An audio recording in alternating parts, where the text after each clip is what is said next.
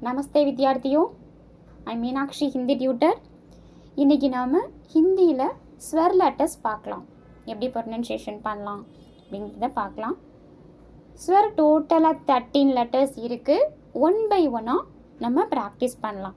First one அ, second one ஆ, third one இ, fourth one ஈ, fifth one உ, sixth one who, seventh one க்ரு, eighth one A, ninth one I, tenth one O, 11th one ஔ, 12th one and 13th one அஹ.